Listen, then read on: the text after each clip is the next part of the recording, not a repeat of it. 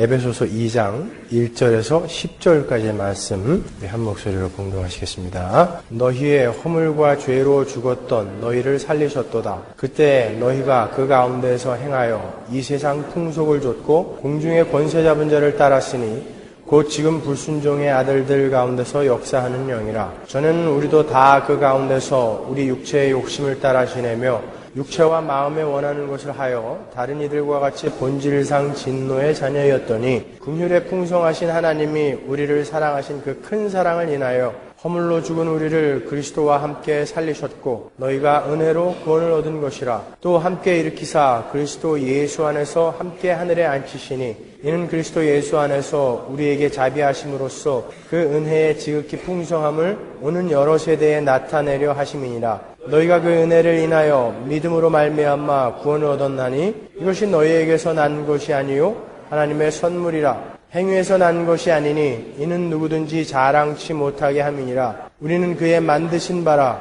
그리스도 예수 안에서 선한 일을 위하여 지심을 받은 자니 이 일은 하나님이 전에 예비하사 우리로 그 가운데서 행하게 하려 하심이니라. 아멘. 참 시간 빠릅니다. 그죠? 작년 송구영신 예배 때 여러분 1년 동안 많이 실패하십시오. 이렇게 제가 덕담을 해드렸는데 그게 엊그제 같은데 벌써 1년이 지났어요. 이렇게 몇 번만 더 가면 다 가는 겁니다, 우리는. 그죠? 기분 나쁘세요?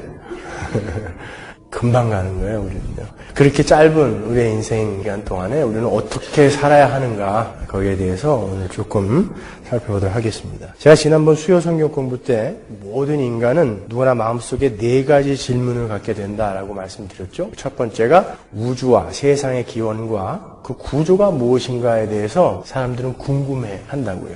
두 번째가 인간은 어떤 존재며 나는 누구인가? What is man? Who am I? 거기에 대해서 모든 인간은 궁금해한다고요. 세 번째로 인간과 이 세상이 당면하고 있는 큰 문제가 무엇인가? What is our problem? 도대체 우리의 문제가 뭐냐? 모든 인간이 이 질문들을 다 갖고 있다고요. 그리고 네 번째로 그 문제에 대한 해결책은 있는가? 있다면 무엇인가? What can we do about it? 도대체 그 해결책은 뭐냐? 그렇게 모든 인간은 자신이 의식하든 의식하지 못하든 간에 전부 이 질문들을 가지고 있어요. 여러분 이 질문들을 한마디로 요약을 하면 뭐라고 하면 되겠습니까? 우리는 어떻게 해야 우리가 당면한 문제로부터 구원을 받을 수 있는가예요. 신기하죠? 모든 인간이 자신의 구원에 대해서 관심을 갖고 있다고요. 도대체 우리 인간은 이 문제가 뭐며 인간에게 닥친 문제가 뭐며 우리는 어떻게 그 문제로부터 벗어날 수 있는가에 대해서 모든 인간이 질문을 갖고 있다는 거예요. 그리고 모든 인간은 자신들의 문제를 인식하고 있고 나름대로 그 문제의 해결책을 내놓고 있어요. 모든 인간이 품고 있는 이 질문들에 대한 대답으로 나온 것들이 바로 종교이고 이데올로기, 이념이고 사상이고 그러는 거예요. 예전에도 제가 한번 우리 청년들에게 예화로 들어드렸었는데 나이키 회사는 어떠한 세계관으로 이 질문에 대한 대답을 하고 있죠? Just do it 그 전에 그 나이키 회사 광고 카피가 뭐였습니까? Life is short, play hard 였어요. 인생은 짧다, 열심히 놀아라. 그 사람들이 갖고 있는 세상의 문제점은 뭐예요? 그러니까 What is man부터 한번 시작해 볼까요? What is man? 그 사람들은 사람을 어떻게 봅니까? Man is a temporary being이라는 거죠. 인간은 유한한 존재다. 문제가 뭐냐? What is our problem? Life is short. Life is too short. 너무 짧다. 해결책이 뭐예요? What can we do about it? 거기에 대해서 해결책이 뭡니까? Play hard. 열심히 놀자. 노세, 젊어서 노세. 그 나이키에서 나온 것 같아요, 그게.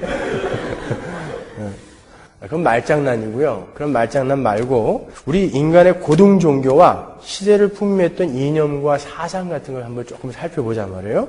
어떻게 인간들이 거기에 대해서 대답을 해오고 있었는지 한번 보자 말이죠. 춘추 전국 시대를 살았던 공자는 그 인간의 문제를 예의 결여로 봤어요. 예 아시죠, 여러분? 임금과 신하 간의 예, 그리고 또 부자 간의 예, 형제 간의 예, 사제 간의 예, 이웃 간의 예. 그러한 예의 결핍으로 인간 세상이 이렇게 평화를 잃게 된다는 것, 그것이 공자의 해석이었어요. 아, 인간이 갖고 있는 문제는 바로 이거다. 그래서 유교는 예를 회복하는 것이 인간이 당면한 고통에서 해방되는 유일한 길이라고 가르쳤죠. 그래서 유교에서 말하는 구원은 예의 회복이에요.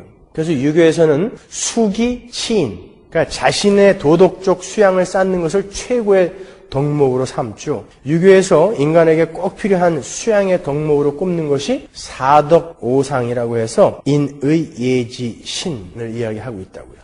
그리고 대인관계에서는 항상 삼강오륜에 입각해서 행동해야 한다고 가르쳤어요. 삼강이 뭐죠?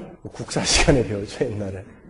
부위자강. 아들은 아버지를 섬기는 것이 근본이다. 그죠? 군위 신강. 신하는 임금을 섬기는 것이 근본이다. 부위부강. 아내는 남편을 섬기는 것이 근본이다. 요즘 이거 아내들한테 이 삼강오륜을 좀 가르쳐야 돼요.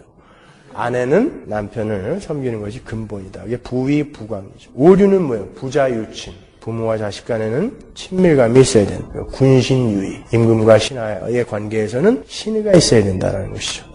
그리고 부부유별. 남편과 아내는 분별이 있어야 된다. 장유유서, 어른과 아이들 사이에서는 차례가 있어야 된다. 질서가 있어야 된다는 것이죠. 부무유신, 친구 사이에는 믿음이 있어야 한다. 이러한 삼강오륜에 입각해서 대인관계를 가지게 되면 평화가 온다라고 가르친 것이 바로 유교예요. 이렇게 잘 살아내면 우리 인간이 겪고 있는 고통과 악의 문제가 해결이 될 것이다가 바로 유교입니다. 우리 한국에도 이미 BC 3세기에 위만조선으로부터 한사군이 설치되는 과정에서 그 유교가 들어왔어요. 예수님이 태어나기 전에 이미 유교가 우리나라에 들어왔어요. 그러니까 2000년 넘게 우리는 그 유교 아래서 살아온 거예요. 거기에 젖어서. 그러니까 오늘날의 기독교가 유교화된 것이 어찌 보면은 그렇게 이상한 게 아니죠. 근데 정말 우리 인간의 문제가 이 예의 문제입니까? 예가 회복되면 정말 평화가 오나요? 우리나라에서 이 유교가 가장 폭넓게 전파되고 나라의 국교처럼 되었을 때가 언제죠?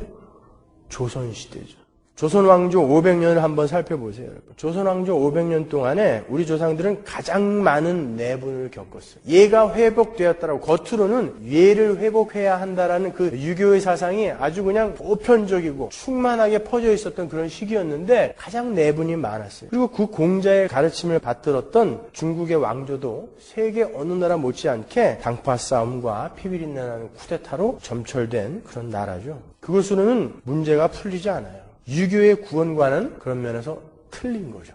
두 번째로 범신론적 종교를 한번 보자고요. 이건 고타마 시타르타라고 아시죠? 석가모니. 그 석가모니는 우리 인간이 당면하고 있는 고통의 문제를 힌두교적인 관점에서 바라봤죠. 힌두교는 기원전 3000년경부터 존재했던 거예요. 굉장히 오래된 거죠.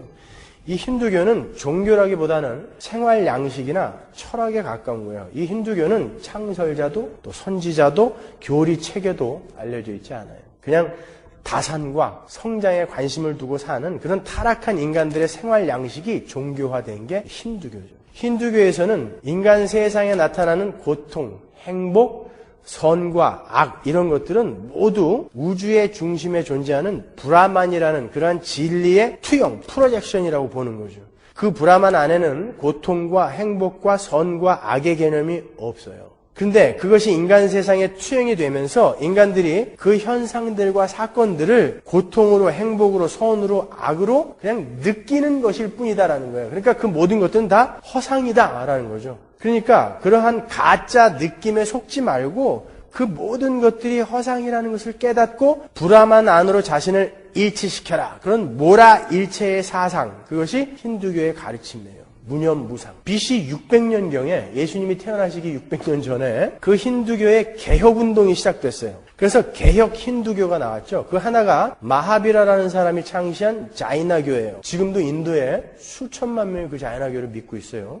그리고 다른 하나가 고타마 시타르타가 창시한 불교라고요. 이 두 종교는 개혁 힌두교예요. 고타마 시타르타가 석가모니가 힌두교에서 희생 제사하고 카스트 제도를 없애고 불교를 창시한 거예요. 그러나 그 힌두교나 불교나 자이나교 모두 그 맥은 같은 거예요. 다.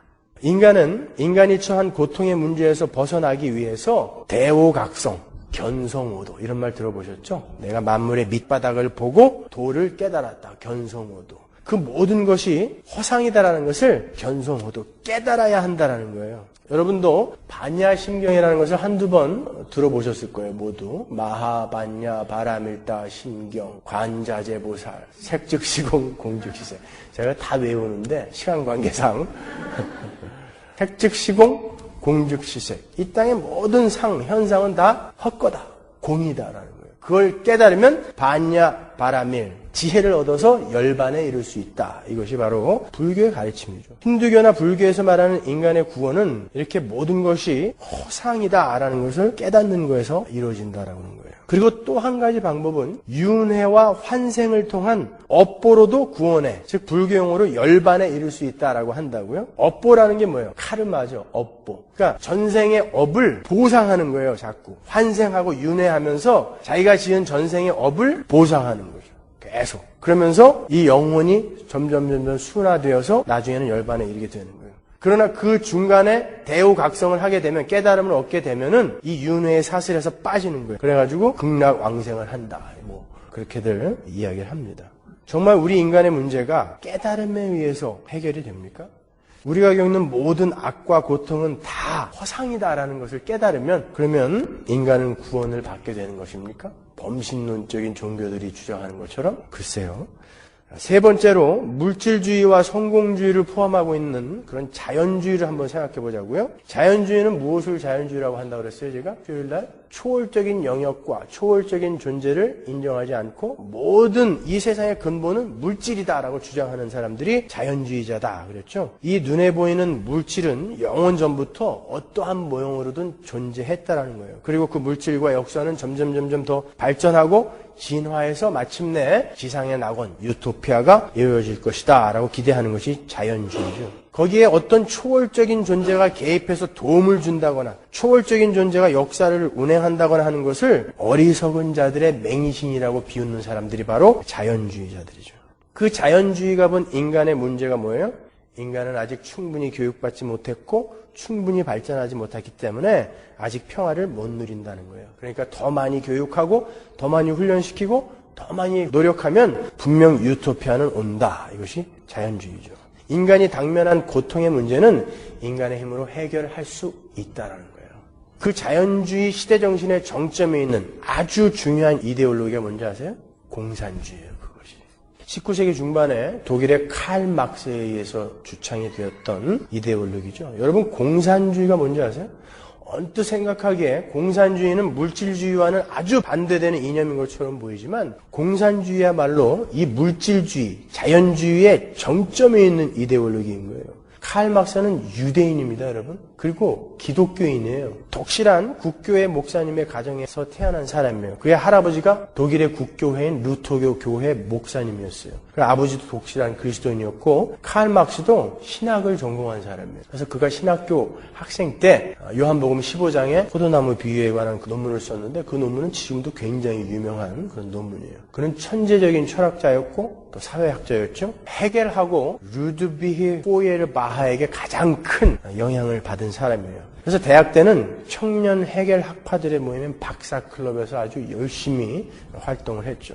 여러분도 아시다시피 칼 막스가 깊이 영향을 받은 그 헤겔의 변증법은요, 정반합의 개념에 대해서 이야기한다고요. 많이 들어보셨죠, 여러분? 정반합. 정반합이라는 것은 어떠한 이론이 나오면 떼제라고 그러죠. 어떠한 이론이 나오면은 그에 대한 반대 이론, 엔티떼제가 나오게 되고, 그리고 이 양쪽을 적절히 수용하는 합의 결과가 도출되는, 신떼제가 도출이 되는 그런 이론을 말하는 거예요. 그러니까 이 합은, 신떼제는 이 정반의 결점을 털어내고 장점을 통합하는 것을 정반합이라고 하는 거예요. 헤겔의 역사관은 바로 이러한 정반합의 역사관이에요. 어떠한 시대정신이, 제가 시대정신에 대해서 설명해 드렸죠. 어떠한 시대정신이 오랫동안 세상에 존재를 하다 보면, 그래서 사람들에게 영향을 미치다 보면 반드시 그 시대정신에 반하는 시대정신이 나오게 되는 거예요. 그리고 이 두 시대정신의 장점을 모두 품고 있는 새로운 시대정신으로의 발전, 이것이 반복되는 것이 바로 역사다라고 보는 것이 헤겔의 정반합의 역사관이죠. 그러니까 인간의 역사는 반드시 발전할 수밖에 없다라는 거예요. 그냥 이것만 알아두시면 돼요. 딴 건 다 잊어버리셔도 되고. 이것을 우리가 어려운 말로 변증법이라고 한단 말이죠. 칼 막스가 헤겔로부터 이 변증법을 배운 거예요.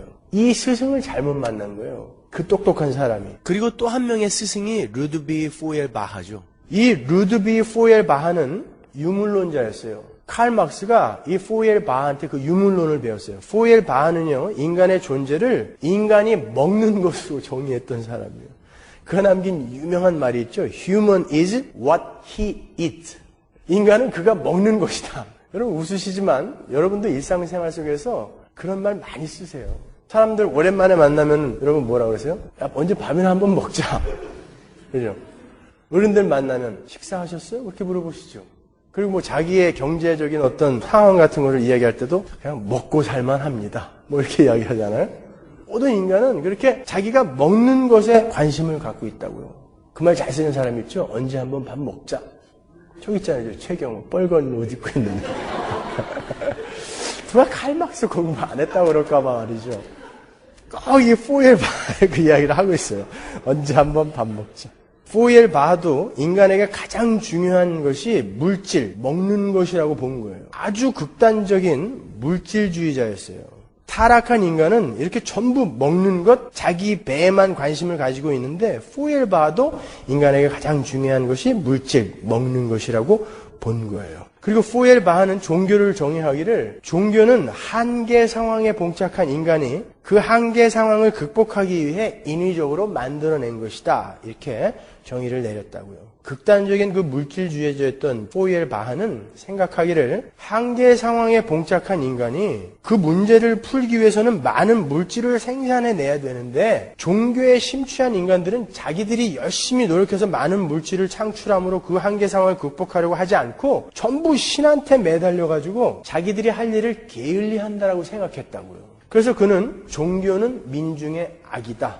종교는 아편이다. 라고 서슴없이 이야기한 거예요. 칼 막스가 포엘바한테 배운 거예요. 그건요. 종교는 민중의 아편이다. 철저한 물질주의자인 포엘바하는요. 초월적인 영역과 초월적인 존재에게 나약하게 매달리는 인간들이 어리석고 무지하게 보였던 거예요. 이렇게 헤겔에게서는 변증법을 그리고 루드비 포엘바에게서는 유물론을 배운 칼 막스가 새로운 변증법적 유물론을 만들어낸 게 공산주의랍니다. 칼 막스는요, 헤겔의 그 변증법, 정반합에 등장하는 그 시대정신 대신에 그 안에다가 경제와 그 경제로 말미암는 계급을 갖다 넣은 거예요. 그래서 인류의 역사는 경제와 계급의 정반합에 의해서 발전해 간다라는 주장을 폈어요. 칼 막스의 역사 발전 5단계를 보면요. 역사가 이렇게 발전될 것이라고 주장해요. 원시 공산사회, 고대 노예사회, 중세 봉건사회, 근대 민주사회, 미래 또는 현대 공산사회. 반드시 인간의 이 사회는 공산사회로 돌아갈 수밖에 없다라고 이야기한다고요. 원시시대에는 계급도 없고 경제적인 불균형도 없는 공산사회였다라는 거예요. 그게 가장 이상적인 사회였다라는 것이죠. 공동으로 생산하고 공동으로 분배가 되는 그런 사회였다라는 거예요. 그러다가 직업이 분화가 되고 산업이 발달하면서 노동을 하지 않고 노동자들을 다스리고 착취하는 어떤 무리가 생겨나게 되었다는 것이죠. 막스는 그것을 계급이라고 불렀어요. 그렇게 계급이 생기게 되면 하부 계급에 있는 사람들의 불만이 점점 커지게 되겠죠. 그리고 그들의 불만이 폭발하게 되어서 혁명이 일어나게 되고 다시 그들이 지배계급이 되고 그리고 또 다른 계급이 지배계급으로 등장하는 계급의 정반합을 역사의 발전 과정이다 이렇게 본 거예요. 그래서 칼 막스는 역사의 진행 과정을 계급투쟁이라고 이렇게 이야기한 거예요. 칼 막스가 잘 본 거예요, 여러분. 잘 생각해 보세요. 프롤레타리아와 부르주아의 계급이 나누어져 있는 계급 사회를 우리가 자본주의 사회라고 그러죠. 그런데 그 자본주의의 약점은 점점 부가 소수의 계급에게 편중이 되고 노동자들은 점점 힘을 잃게 된다는 거예요. 빈익빈 부익부가 자본주의의 대표적인 특징이죠. 이게 칼 막스가 본 자본주의에 대한 평가였어요. 정확하게 본 거예요. 한국을 비롯한 전 세계 자본주의 국가들이 점점 그렇게 확연하게 변화되어져 가고 있죠. 상위 10%의 계급의 사람들을 위해서 나머지 90%가 죽어라고 일을 하는 거예요. 그렇게 변해가고 있잖아요. 미국도 마찬가지예요. 그렇게 되어져 가고 있다고요. 그렇게 되면 프롤레타리아 계급은 점점 증가하게 되겠죠. 왜냐하면 점점 빈민들이 많아지니까요. 그로 말미암아 생산을 담당하는 사람은 점점 이제 늘게 되는데 부가 한쪽으로 편중이 되다 보면 어떻게 되죠? 살 사람이 별로 없으니까 재화의 수요가 줄어들어요. 상품의 수요가 줄어들면 당연히 실업이 늘어나게 된단 말이죠. 밥을 굶는 자식들을 위해서 한 조각 빵을 훔친 사람들이 감옥으로 가고 있는 동안에 한쪽에서는 수억 원짜리 물방울 다이아가 매진이 되는 그런 현상이 일어나게 되는 거예요. 그렇다면 힘이 없는 프롤레타리아 계급이 그 빈곤의 악순환을 깰 수 있는 방법이 뭐겠어요? 아무리 열심히 일해도 그 성과의 대부분은 자기 위의 계급인 부르주아가 다 가져가는데, 그래서 빈부의 격차가 점점 심화된다고요. 그 빈곤의 악순환을 무엇으로 깰 수 있겠습니까? 혁명밖에 없다라는 거예요. 혁명으로 프롤레타리아가 부르주아를 밟고 일어서야 된다는 것이죠. 그리고 그 프롤레타리아는 숫자가 많기 때문에 그 프롤레타리아가 노동자들이 혁명에 성공해서 그들이 지배계급이 되면은 부가 공평하게 분배가 되고 이 땅은 다툼과 시기와 경쟁이 없는 유토피아가 될 것이다 라는 것이 칼 막스의 이론이란 말이죠. 그래서 칼 막스가 엥겔스하고 함께 공동으로 집필한 공산당 선언의 마지막에는 만국의 노동자들이여 단결하라로 끝나는 거예요. 단결해서 뭐 하라는 거예요? 혁명을 일으키려는 거죠. 여러분 6.25를 전후해서 공산당들이 지주들을 앉혀놓고 죽창으로 그렇게 찔러 죽인 이유가 뭔지 아시겠어요? 그래서 그런 거예요. 혁명. 이 혁명만이 우리의 살 길이다. 이렇게 배웠기 때문에 그런 거죠. 칼 막스는 공산주의 혁명을 이렇게 예찬합니다. 혁명을 통해 세상이 바뀌면 생산을 할 수 있는 기술은 이미 충분히 발달해 있어서 생산물은 계속해서 많아지고 또 부를 손에 쥐고 있던 일부 소수의 계급이 없어지게 되므로 모든 사람이 공평하고 행복하게 살게 되는 그런 사회, 경쟁과 투쟁과 악재가 없는 그러한 지상 천국이 오게 될 것이다. 그랬다고요. 칼 막스는 그러한 공산사회에서 살게 될 인간을 새로운 사회주의적 인간이라고 불렀어요. 그 새로운 사회주의적 인간들은 경쟁과 시기와 다툼을 벌이고 나를 죽여서 남을 살리는, 남을 위해서 사는 그러한 인간군이 생겨나게 될 것이다 라고 이야기했단 말이죠. 어디서 많이 듣던 소리 같지 않으세요? 그리스도인들을 이야기하는 것 같죠? 칼 막스는 이 공산주의 이론을 성경에서 많이 인용을 해다 쓴 거예요. 근데 실제로 칼 막스가 살아있을 때 프랑스 대혁명이 성공을 했어요. 그래서 프롤레타리아 계급들이 지배계급이 되는 것을 본 거예요. 그래서 칼 막스는 자신의 공산주의 이론에 더욱더 확신을 갖게 됐죠. 이러한 공산주의에 전 유럽과 아시아, 아프리카, 전 세계가 열광을 했어요. 전 세계 지식인들이 전부 이 공산주의에 빠져들었죠. 우리나라에서도 일제 말기부터 조선의 지식인이라고 하는 그런 사람들은 거의 모두 이 공산주의에 심취했었어요. 이론상으로 너무 좋으니까요. 이 이론처럼 인간의 존엄성을 강조하는 이론이 어디 있어요? 없어요. 그러니까 거의 대부분의 가난한 지식인들이 거기에 열광한 거예요. 칼 막스의 장례식에서 엥겔스가 읽었던 조사가 그것을 입증해 줍니다. 유럽의 정부들은 절대 왕정과 공화정을 막론하고 그를 추방하였고 부르주아들은 보수파와 급진파를 막론하고 날조된 비방을 그에게 가했습니다. 그는 그 모든 것을 거미줄처럼 옆으로 밀쳐버리고 무시해버렸으며 오직 어쩔 수 없는 경우에나 대답했습니다. 그리고 그는 죽어서 시베리아의 광산 노동자들로부터 유럽 전체와 아메리카 대륙을 넘어 캘리포니아에 이르러 수백만 혁명 동지들의 존경과 사랑과 애도를 받고 있습니다. 이제 나는 감히 이렇게 말할 수 있습니다. 그에게 많은 적대자들이 있었는지는 모르겠지만 개인적인 적은 단 한 사람도 없었습니다. 많은 사람들이 그 칼 막스의 공산주의 이론에 열광했고 그리고 동조했다고요. 실제로 칼 막스는 방법을 잘못 선택했던 사람이지만 그의 인간의 존엄성에 대한 열정은 누구도 따라갈 수 없는 거였어요. 칼 막스의 그 공산주의는 그렇게 인간의 문제를 가난과 물질적인 궁핍과 계급의 갈등으로 본 거예요. What is our problem? 가난, 계급의 갈등, 물질적인 궁핍. 그게 우리의 문제다. 그것만 없어지면 인간은 그들이 갖고 있는 탐욕과 경쟁과 갈등의 문제로부터 구원을 받게 되고 행복하게 될 것이다 라고 그렇게 본 거예요. 정말 그렇습니까? 그럼 칼 막스가 놓친 게 뭐예요? 그 천재가 놓친 게 뭡니까? 칼 막스, 엥겔스, 레닌 이런 천재들이 놓친 게 뭐예요? 여러분들은 적어도 그 사람보다 나은 사람들이에요. 아세요? 그런 천재들보다 여러분이 훨씬 나은 분들이에요. 여러분은 그 사람들이 놓친 걸 알고 있기 때문에 그런 거죠. 인간은 죄인이라는 것을 놓친 거예요. 죄인들은 절대로 자기를 죽여서 남을 위해 살 수가 없어요. 그리고 계급 투쟁으로 옛 계급을 몰아내면 모든 사람이 평등한 사회가 되는 것이 아니라 또 다른 상위 계급이 존재한다고요. 김일성, 김정일 얘네들이 그런 애들 아닙니까? 혁명으로 그렇게 공산주의 만들어 놓고 또 다른 계급이 생겨나는 거예요. 근데 그 계급은 옛날에 있던 그 부르주아라는 계급보다 더 포악해. 그래서 공산주의는 70년 만에 몰락해버린 거예요. 공산주의라는 실험은 실패로 끝나버린 거죠. 그리고 또 한 가지 인간의 문제가 정말 돈과 물질의 부족과 계급의 갈등에서 오는 것입니까? 그것만 해결되면 정말 인간은 다 행복해지나요? 만일 그것이 사실이라면 공산주의도 하나의 구원의 방법일 수가 있는 거예요. 왜 예수가 필요합니까? 돈만 충분히 주고 공평한 사회만 만들어주면 구원이 되는데 왜 예수가 필요해요? 근데 이 공산주의자들이 추구하는 것처럼 예수를 믿는 사람들이 있다는 거죠, 오늘날. 그러니까 제가 맨날 소리를 꽥꽥 지르는 거예요. 여러분 한번 생각해 보세요. 이 미국의 수많은 부자들이 정말 행복한가요? 대학 때 제 친구들 중에 그런 친구들이 있었어요. 제가 강남 방배동에 살았는데 거기에 돌부들이 많았어요. 땅값이 그냥 갑자기 올라가가지고 제 친구들 중에 어떤 친구들이 있었냐면 집에 가서 서랍을 아무데나 열면 현찰이 들어있는 거예요. 이걸 은행에 넣으면 안 되니까 엄마 아빠가 장롱 밑에 서랍에 이불 속에 현찰을 막 넣어놨는데 어디에 얼마를 넣어놨는지를 몰라요. 그래서 얘네들이 학교 올 때마다 아무데나 찔러갖고 이만큼씩 갖고 나오는 거예요. 잘 얻어먹었죠. 그렇게 7명이 있었는데 그 아이들 중에 하나가 자살했고 2명이 마약 중독으로 감옥에 갔어요. 환경도 물론 좋았던 애들이죠. 그렇게 만들어준다고 해서 인간들이 평화롭게 되고 안식을 찾게 되고 행복해지지 않더라는 거예요. 뭔가 자꾸 불안해하고 오히려 자꾸 그것보다 더 나은 쾌락을 원하게 되고 그렇게 되더라는 것이죠. 우리의 물질적인 필요나 명예가 채워진다고 해서 우리 인간은 행복해지지 않아요. 우리 한국의 역대 대통령들 보세요, 여러분. 이문박채, 돌물광. 다 뭐하고 있어요, 지금? 정말 행복하게 살고 계세요? 힘을 추구하는 사람들의 최고로 성공한 사람이 누구예요? 대통령 아니에요. 대통령. 그것을 이루어낸 사람들이 지금 어떻게 살고 있냐고요. 어디 나가면 짱돌 맞을까봐 지금도 경호원 데리고 다녀야 돼요.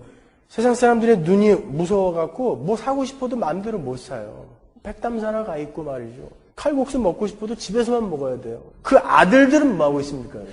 절대 그러한 물질적인 어떤 필요가 충족이 되고 명예가 충족이 된다고 해서 인간들은 행복해지지 않아요. 왜 한진이나 두산이나 쌍용이나 뭐 현대나 이런 재벌그룹들 자식들이 그렇게 법정까지 가가지고 삼촌하고 조카가 형제간이 그렇게 그냥 다시는 안 볼 것처럼 그렇게 싸웁니까? 그게 평화인가요? 그렇지 않죠. 여러분 천국 가고 싶죠. 근데 왜 가고 싶으십니까? 그 천국이. 거기는 내가 좋아하는 것이 다 있고 거기는 금대문으로 돼 있고 바닥도 다이아몬드로 돼 있고 지붕도 홍보석으로 돼 있고 그렇게 너무너무 좋은 곳이기 때문에 가고 싶다. 그러면 여러분 공산주의자들이 추구하는 거랑 지금 똑같은 걸 추구하는 거예요. 그걸 기복신앙이라고 하는 거예요. 여러분 천국이 왜 가고 싶으세요? 내가 원하고 내가 필요로 하는 것, 나의 필요를 채워주는 것들이 거기에 있기 때문에 나는 거기에 가고 싶다라고 하는 것을 우리가 기복신앙이라고 한다고요. 하나님 나에게 복을 주세요. 그것만이 기복신앙이 아니라 뭔가 나에게 유익을 줄 그런 곳이기 때문에 내가 가고 싶다. 이걸 기복신앙이라고 한단 말이죠. 우리는 거기에 왜 가고 싶은 거예요? 영원하신 하나님이 계시기 때문에 나를 목숨을 끊으시면서까지 사랑해 주신 그 하나님이 계시기 때문에 가고 싶은 거예요. 한번 생각해 보세요. 여러분 예전에 무슨 좋은 차를 갖게 되었다거나 아니면 좋은 집을 가져보신 적 있으시죠? 아니면 그거 말고 아주 자기가 갖고 싶었던 좋은 것 그런 거 가져보신 적 있으시죠? 그 좋은 기분이 언제까지 가든가요? 얼마 안 가요. 금방 실증나요.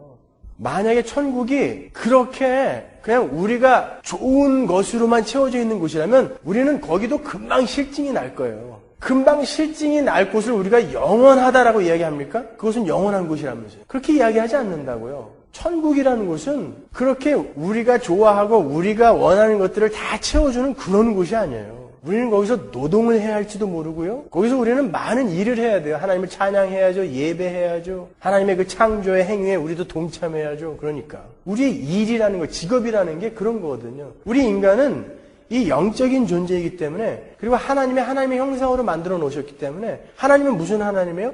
창조의 하나님이잖아요. 그래서 우리는 끊임없이 자기 실현을 해야 된다고요. 그래서 우리 인간은 멍하니 앉혀놓고 이렇게 밥만 갖다 먹여주면 행복하지 않아요. 뭘 해야 된다고요. 그래서 주신 것이 직업이에요. 직업은 너희들이 이걸 갖고 너희들의 생계를 유지해라라고 주신 게 아니에요. 생계는 내가 책임진다. 너희들은 하나님의 나라와 의를 구하라 그러셨잖아요. 생계는 하나님이 책임지시는 것이고 여러분은 여러분의 일을 하시면서 하나님의 그 창조의 사역에 여러분이 동참하시는 거거든요.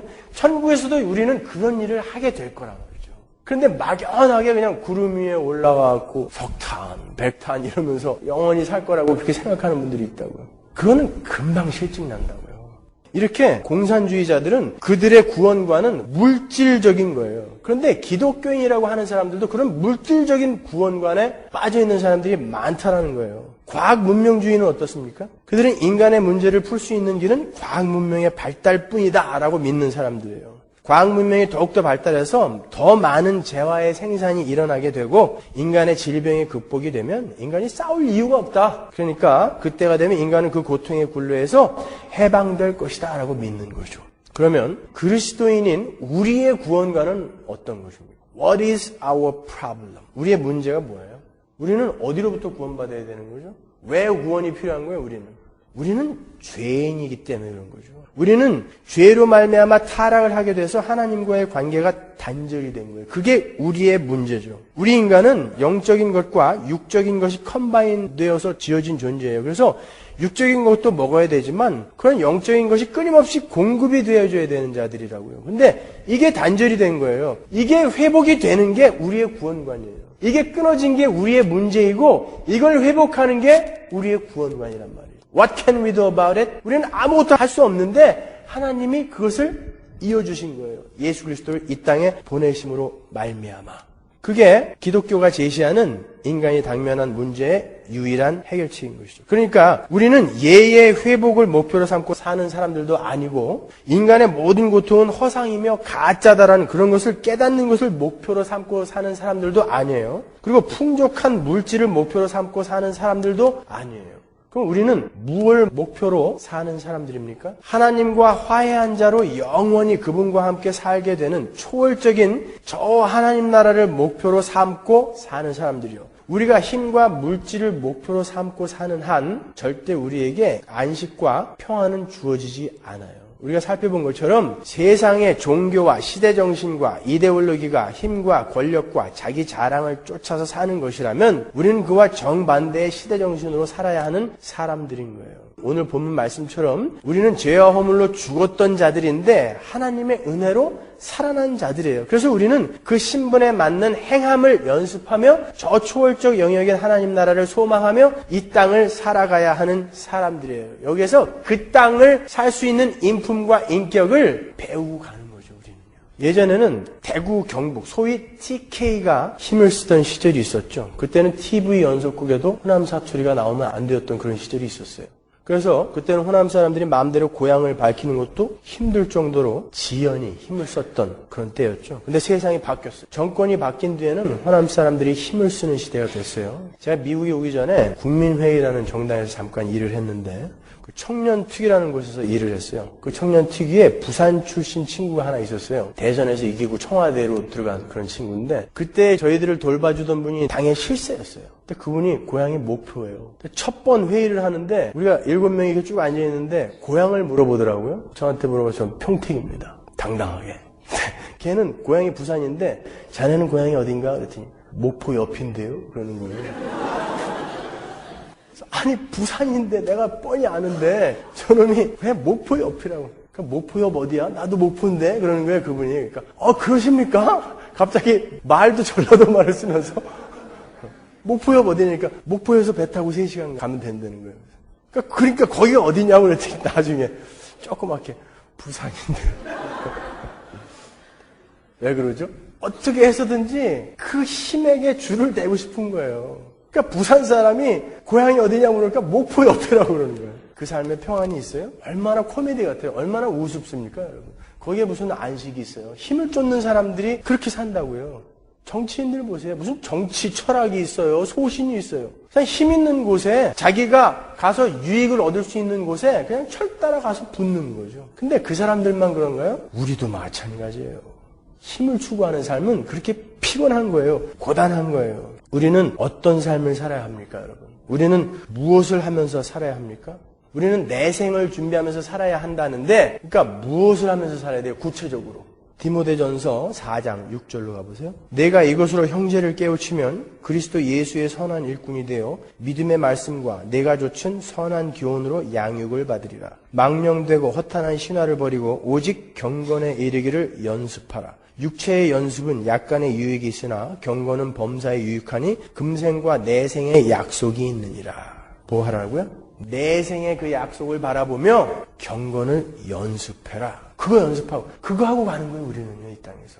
딴 거 다 잊어버리시고요. 2006년 한 해 이거 하다 가시란 말이에요. 디모데전서 6장 6절 보세요. 그러나 지족하는 마음이 있으면 경건이 큰 이익이 되느니라. 우리가 세상에 아무것도 가지고 온 것이 없으며 또한 아무것도 가지고 가지 못하리니 우리가 먹을 것과 입을 것이 있은즉 족한 줄로 알 것이니라. 부하려 하는 자들은 시험과 올무와 여러 가지 어리석고 해로운 정욕에 떨어지나니 곧 사람으로 심륜과 멸망에 빠지게 하는 것이라. 돈을 사랑함이 일만하게 뿌리가 되나니 이것을 사모하는 자들이 미혹을 받아 믿음에서 떠나 많은 근심으로써 자기를 찔렀도다. 경건하게 살아라. 그게 너희들에게 큰 이익이 된다. 그러시잖아요. 디도서 2장 11절 보시면 모든 사람에게 구원을 주시는 하나님의 은혜가 나타나 우리를 양육하시되 경건치 않은 것과 이 세상 정욕을 다 버리고 근신함과 의로움과 경건함으로 이 세상에 살게 한다라는 거예요. 경건치 않은 것은 다 끊어버리고 경건하게 살게 하신다. 그런 거예요. 복스러운 소망과 우리의 크신 하나님 구주 예수 그리스도의 영광이 나타나심을 기다리게 하셨으니 그가 우리를 대신하여 자신을 주심은 모든 불법에서 우리를 구속하시고 우리를 깨끗하게 하사 선한 일에 열심하는 신백성이 되게 하려 하심이니라. 그러니까 우린 뭐하고 살아야 돼요? 경건을 연습하며 선한 일에 열심을 부리면서 살아야 된다는 것이죠. 베드로후서 2장 9절 주께서 경건한 자는 시험에서 건지시고 불의한 자는 형벌 아래 두어 심판날까지 지키시며. 이 말이 무슨 말이에요? 구원받은 자는 반드시 그 경건을 경주하게 되어 있다라는 말이에요. 그들만이 구원받은 자다라는 것이죠. 베드로후서 3장 10절 보시면 그러나 주의 날이 도적같이 오리니 그날에는 하늘이 큰 소리로 떠나가고 체질이 뜨거운 불에 풀어지고 땅과 그 중에 있는 모든 일이 드러나리로다.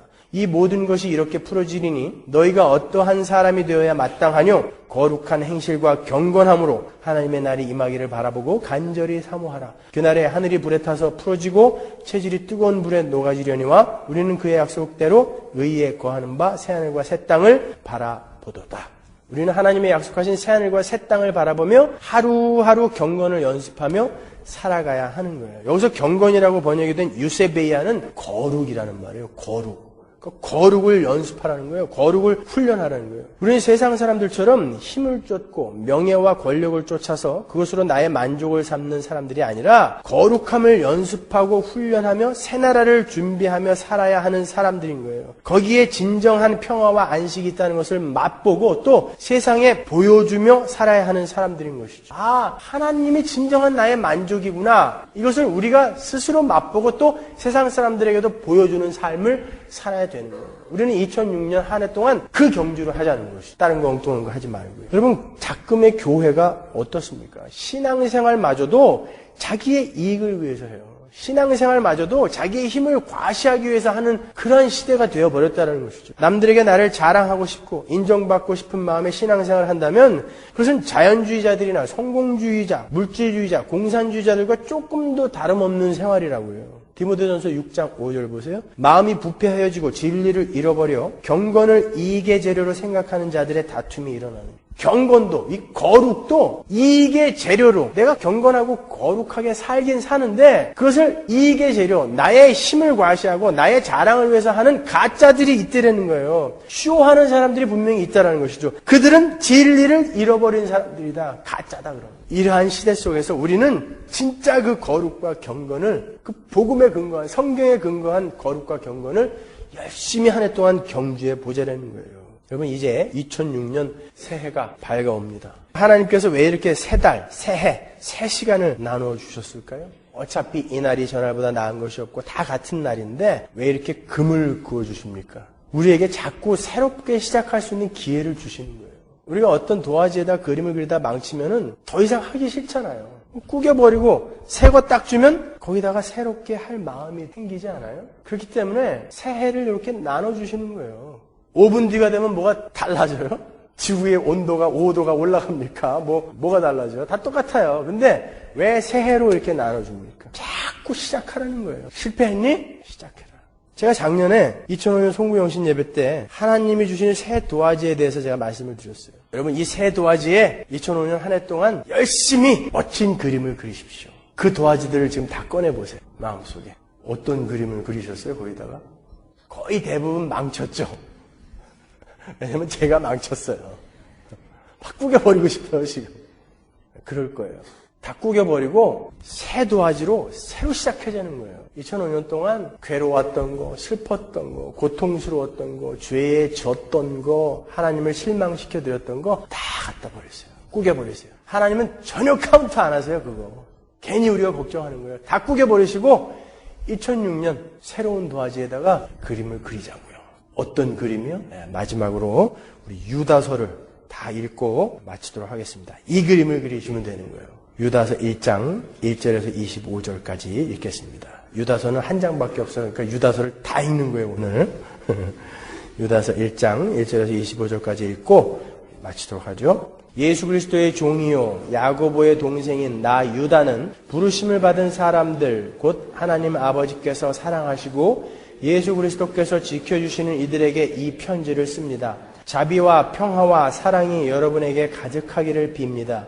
사랑하는 여러분, 나는 여러분에게 우리가 함께 나눈 구원에 관해서 편지를 써보내려고 여러 가지로 애써 준비를 해왔는데 이제 여러분에게 간곡한 권고의 편지를 쓸 필요가 생겼습니다. 그것은 성도들에게 한 번 결정적으로 전해진 그 믿음을 지키기 위하여 여러분이 힘써 싸우라는 것입니다. 어떤 침입자들이 여러분 가운데 몰래 들어왔기 때문입니다.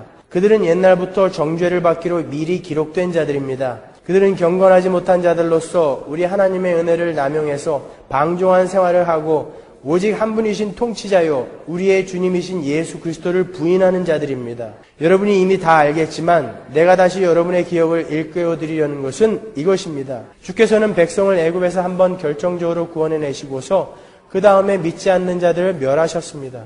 또 자기네가 통치하는 영역에 머무르지 않고 자기들의 거처를 떠난 천사들을 그 큰 날의 심판에 붙이시려고 영원한 사슬로 메어서 어둠에 가두어 두셨습니다. 그리고 소돔과 고모라와 그 주위의 성들도 그들과 마찬가지로 음란함에 빠져서 다른 육체를 좇았으므로 영원한 불의 형벌을 받음으로써 사람들에게 본보기가 되었습니다. 이와 마찬가지로 이 사람들도 몽상에 빠져서 육체를 더럽히며 권위를 업신여기며 영광스러운 존재들을 모독하고 있습니다. 천사장 미가엘은 모세의 시체를 놓고 악마와 다투면서 논쟁을 할 때에 차마 모욕적인 말로 단디하지 못하고 주께서 너를 꾸주시기를 바란다고만 말하였습니다. 그런데 이 사람들은 무엇이든지 자기들이 깨닫지 못하는 것은 욕합니다. 그들은 이성이 없는 짐승과 같이 무엇이든지 본능으로만 알고 바로 그 일로 멸망합니다. 그들에게 화가 있습니다. 그들은 가인의 길을 걸었으며 삭슬 발아서 발람의 그릇된 길에 빠져들었으며 고라의 반역을 따르다가 망하였습니다. 이 사람들은 자기들만을 생각하면서 염치 없이 먹어대므로 여러분의 사랑의 식탁을 망치는 암초입니다. 그들은 바람에 밀려다니는 구름, 곧 비를 내리지 않는 구름이요 가을이 되어도 열매 하나도 맺음이 없이 죽고 또 죽어서 뿌리채 뽑힌 나무요 자기들의 품처럼 뿜어올리는 거친 바다 물결이요 길을 잃은 별들입니다. 짙은 어둠이 영원히 그들에게 마련되어 있습니다.